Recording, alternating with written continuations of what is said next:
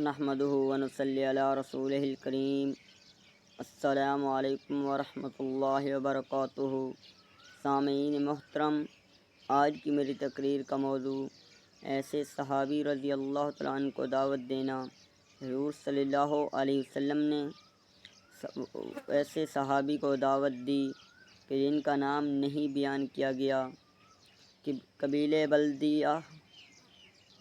قبیلہ بلدویہ کے ایک شخص کہتی ہیں کہ مجھے میرے دادا نے اپنے اسلام لانے کا قصہ اس طرح سنایا کہ میں مدینہ کے ارادے سے چلا تو ایک وادی کے پاس میں نے پڑاؤ ڈالا تو میں نے دیکھا کہ دو آدمی آپس میں بکری کا سودا کر رہے ہیں اور خریدنے اور بیچنے کا ارادہ کر رہے ہیں۔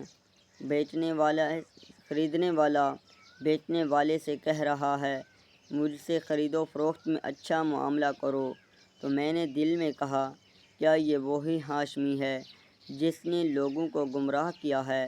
اتنے میں ایک اور آدمی آتا ہوا نظر آیا جس کا جسم بہت خوبصورت اور پیشانی کشادہ اور ناک پتلی اور بھویں باریک تھیں اور سینے کے اوپر والے حصے سے ناف تک کالے دھاگے کی طرح سے کالے بالوں کی ایک لکیر تھی، اور وہ دو پرانی چادروں میں تھے۔ ہمارے قریب آ کر انہوں نے السلام علیکم کہا۔ ہم نے ان کو سلام کا جواب دیا۔ ان کے آتے ہی خریدار نے پکارا، اے محمد صلی اللہ علیہ وسلم، اس بکری والے سے فرما دیں وہ مجھ سے معاملے میں اچھی طرح کرے۔ آپ صلی اللہ علیہ وسلم نے ہاتھ اٹھا کر فرمایا، تم لوگ اپنے مالوں کے خود مالک ہو۔ میں چاہتا ہوں کہ قیامت کے دن اللہ کے سامنے اس طرح حاضری دوں کہ تم میں سے کوئی بھی مجھ سے اپنے مال یا جان یا عزت کے بارے میں کسی قسم کے ناحق ظلم کا مطالبے کا نہ کر رہا ہو۔ اللہ تعالیٰ اس آدمی پر رحم فرمائے جو خریدنے اور بیچنے والے ہیں، لینے اور دینے میں نرمی کا معاملہ کرے اور قرض کی ادائیگی میں اور مطالبے میں نرمی کرے۔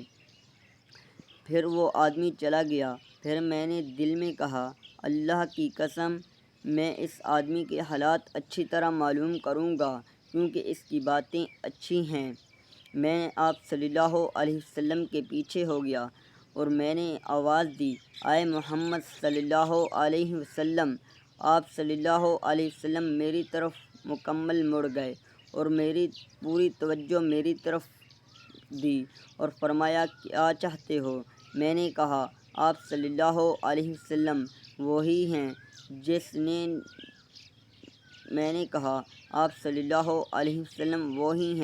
جس نے نعوذ باللہ لوگوں کو گمراہ کیا اور انہیں ہلاک کر دیا، اور میں ان کے آباء و اجداد جن خداؤں کی عبادت کرتے تھے ان سے روک دیا۔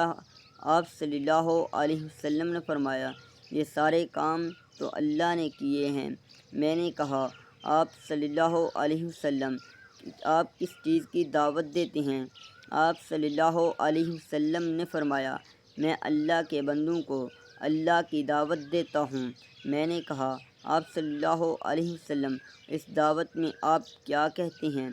آپ صلی اللہ علیہ وسلم نے فرمایا، اس بات کی گواہی میں اس دعوت میں بندوں کو یہ کہتا ہوں کہ اس بات کی گواہی دو کہ اللہ کے سوا کوئی معبود نہیں اور میں محمد صلی اللہ علیہ وسلم اللہ کے رسول ہوں، اور اللہ نے جو کچھ مجھ پر نازل فرمایا ہے اس پر ایمان لاؤ، لات اور عزیٰ کا انکار کرو، نماز قائم کرو، زکوٰۃ ادا کرو۔ میں نے کہا، زکوٰۃ کیا چیز ہے؟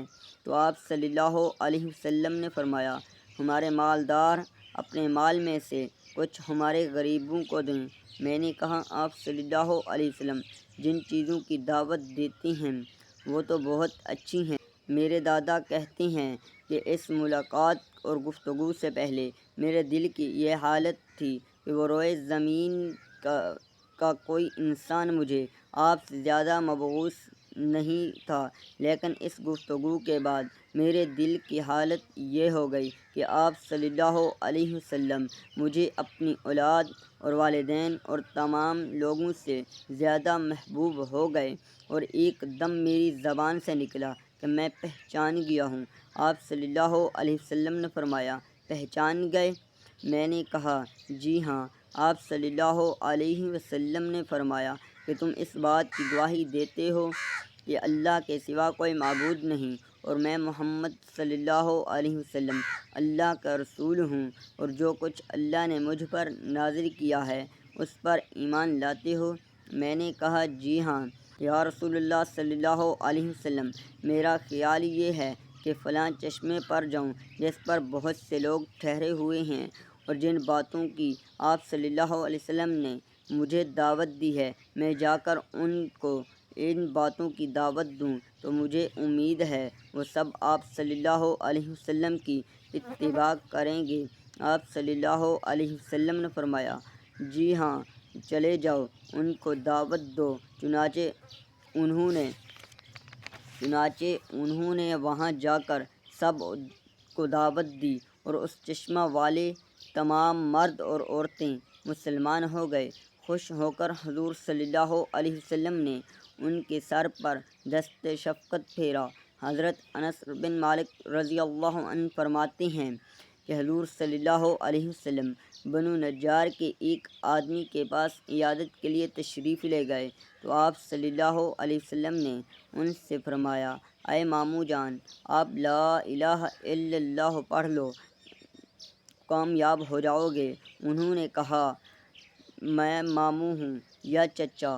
آپ صلی اللہ علیہ وسلم نے فرمایا، آپ چچا نہیں ہیں، آپ ماموں ہیں، لا الہ الا اللہ پڑھ لو، کامیاب ہو جاؤ گے۔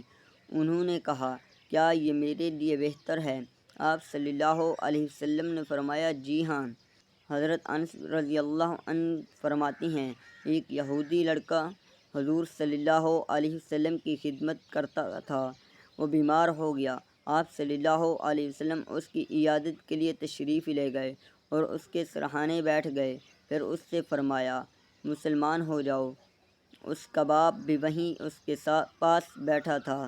وہ اپنے باپ کی طرف دیکھنے لگا تو اس نے کہا، ابو القاسم، یعنی حضور صلی اللہ علیہ وسلم کی بات مان لو، وہ مسلمان ہو گیا۔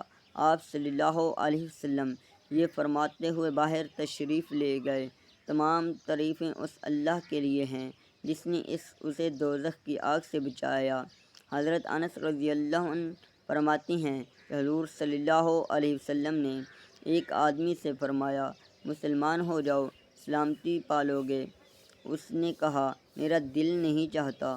آپ صلی اللہ علیہ وسلم نے فرمایا، دل نہ چاہے تب بھی مسلمان ہو جاؤ۔